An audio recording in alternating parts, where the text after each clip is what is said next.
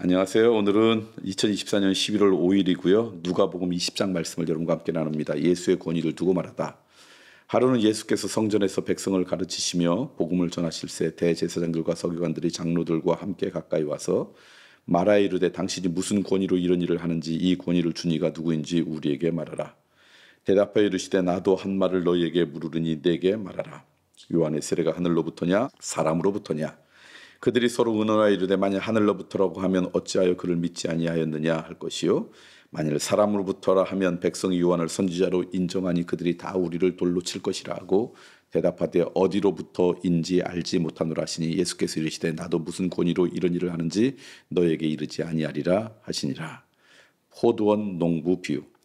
그가 또 이 비유로 백성에게 말씀하시기 시작하니라. 한 사람이 포도원을 만들어 농부들에게 세를 주고 타국에 가서 오래 있다가 때가 이름에 포도원 소출 얼마를 바치게 하려고 한 종을 농부에게 보내니 농부들이 종을 몹시 때려서 거저 보내었거늘 다시 다른 종을 보내니 그도 몹시 때려서 능욕하고 거저 보내었거늘 다시 세 번째 종을 보내니 이 종도 상하게 하고 내쫓은지라. 포도원 주인이 이르되 어찌할까 내 사랑하는 아들을 보내리니 그들이 혹 그는 존대하리라 하였더니 농부들이 그를 보고 서로 의논하여 이르되 이는 상속자니 죽이고 그 유산을 우리의 것으로 만들자 하고 포도원 밖에 내쫓아 죽였느니라.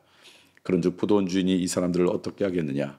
와서 그 농부들을 진멸하고 포도원을 다른 사람에게 주리라 하시니 사람들이 듣고 이르되 그렇게 되지 말지니이다 하거늘 그들을 보시며 이르시되 그러면 기록된 바 건축자들의 버린 돌이 모퉁이의 머릿돌이 되었느니라 함이 어찌미냐. 무릇 이 돌 위에 떨어지는 자는 깨어지겠고 이 돌이 사람 위에 떨어지면 그를 가루로 만들어 흩으리라 하시니라. 가이사에게 세를 바치는 것. 서기관들과 대제사장들이 예수의 이 비유는 자기들을 가리켜 말씀하신 줄 알고 즉시 잡고자 하되 백성을 두려워하더라.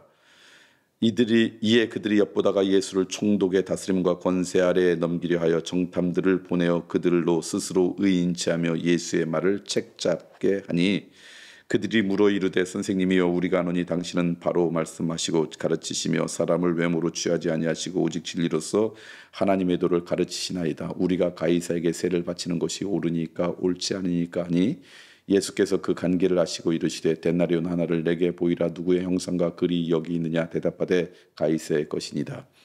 이르시되 그런즉 가이사의 것은 가이사에게 하나님의 것은 하나님께 바치라 하시니 그들이 백성 앞에서 그의 말을 능히 책잡지 못하고 그의 대답을 놀랍게 여겨 침묵하니라. 부활 논쟁. 부활이 없다고 주장하는 사두개인 중 어떤 이들이 와서 물어 이르되 선생님이여 모세가 우리에게 써 주기를 만일 어떤 사람의 형이 아내를 두고 자식이 없어 죽으면 그 동생이 아내를 취하여 형을 위하여 상속자를 세울지니라 하였나이다. 그런데 7형제가 있었는데 마지가 아내를 취하였다가 자식이 없이 죽고 그 둘째와 셋째가 그를 취하고 7이 다 그와 같이 자식이 없이 죽고 그 후에 여자도 죽었나이다. 7이 다 그를 아내로 취하였으니 부활 때 그 중에 누구의 아내가 되리이까. 예수께서 이르시되 이 세상의 자녀들은 장가도 가고 시집도 가되 저 세상과 및 죽은 자 가운데서 부활함을 얻기에 합당히 여김을 받은 자들은 장가가고 시집가는 일이 없으며 그들은 다시 죽을 수도 없나니 이는 천사와 동등이여 부활의 자녀로서 하나님의 자녀임이라. 죽은 자가 살아난다는 것은 모세도 가시나무 떨기에 관한 글에서 주를 아브라함의 하나님이요 이삭의 하나님이요 야곱의 하나님이라 칭하였나니 하나님은 죽은 자의 하나님이요 살아있는 자의 하나님이시라. 하나님에게는 모든 사람이 살았느니라 하시니 서기관 중 어떤 이들이 말하되 선생님 잘 말씀하셨나니 그들은 아무것도 감히 더 물을 수 없음이더라. 그리스도와 다윗의 자손. 예수께서 그들에게 이르시되 사람들이 어찌하여 그리스도를 다윗의 자손이라 하느냐. 시편에 다윗이 친히 말하였으되 주께서 내 주께 이르시되 내가 내 원수를 내 발등상으로 삼을 때까지 내 우편에 앉으리라 하셨도다 하였느니라. 그런즉 다윗이 그리스도를 주라 칭하였으니 어찌 그의 자손이 되겠느냐 하시니라. 서기관들을 삼가라. 모든 백성이 들을 때 예수께서 그 제자들에게 이르시되 긴 옷을 입고 다니는 것을 원하며 시장에서 문안받는 것과 회당의 높은 자리와 잔치의 윗자리를 좋아하는 서기관들을 삼가라. 그들은 과부의 가산을 삼키며 외식으로 길게 기도하니 그들이 더 엄중한 심판을 받으리라 하시니라. 아멘. 누가복음 20장 말씀을 여러분과 함께 나누었습니다. 오늘 말씀 보니까 첫 번째는 예수님의 권위에 대한 말씀입니다. 그들이 예수님께서 하시는 말씀 보고 이게 평범하지 않죠. 그러니까 당신의 권위가 어디에서 왔는지 궁금해하였더라. 그러니까 예수님께서 세례 요한에 대한 질문하고 그 대답을 어떻게 할까 고민하다가 대답하지 않으니까 나도 대답하지 않겠다. 뭐 그런 말씀이 처음에 나오는 거예요. 이제 권위라고 하는 이 단어가 두나미스, 권세라고 하는 것인데요. 사실은 그건 물어볼 게 없죠. 예수님께서 나타내는 권위는 하나님께서 주신 권위죠. 그러니까 예수님께서 굳이 권위를 주장하지 않으시고 마지막에도 그러잖아요. 높은 자리에 앉거나 그러지 말아라 그러면서 권위를 자기가 주장하지 않아도 하나님께서 주신 권위가 그의 인생 가운데 임하면 숨길 수 없이 사람들에게 나타나는 거예요. 그래서 우리들이 갖고 있는 권위, 권세는 얼만큼 하나님 앞에 친밀하냐, 가까우냐의 결과이다. 그러므로 여러분이 이 땅 가운데 하나님과 함께 더불어 동행하는 인생이 되어서 여러분에게 알 수 없는 권위가 사람들에게 드러나는 것. 꼭 뭐 높은 자리, 직위, 힘 그런 걸 떠나서 여러분의 존재 때문에 누군가가 쉽게 여러분을 대하지 않는 그런 은혜가 여러분이 하나님과 친밀한 인생 가운데 하나님이 주신 선물로 여러분 가운데 자리 잡았으면 참 좋겠다.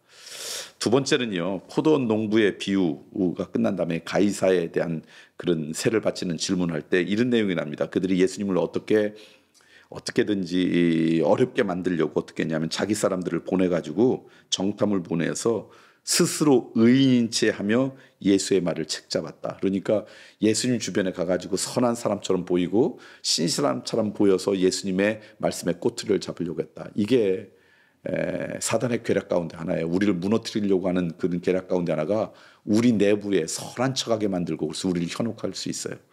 여러분 그런 분별의 지혜가 우리 가운데 있으면 좋겠다. 그런 생각이 들어요. 내 주변에 와가지고 달콤한 말 그런 말을 한다고 무조건 이 사람이 좋은 사람인처럼 얘기하지 않고 그 사람의 마음의 중심이 중요하죠.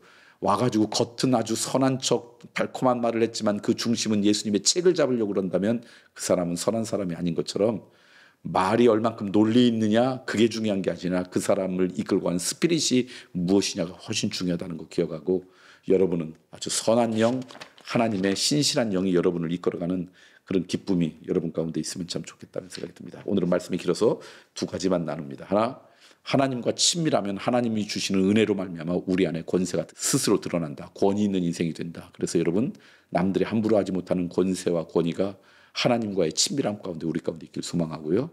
그 다음에 중요한 건 얼만큼 바깥으로 드러난 모습이 선하냐 뭐 달콤하느냐가 아니라 그 사람의 중심이 무엇을 이끌어가느냐가 훨씬 중요하다는 거 기억하시고 그렇게 분별의 지혜 가운데 살아가는 기쁨이 있길 소망합니다.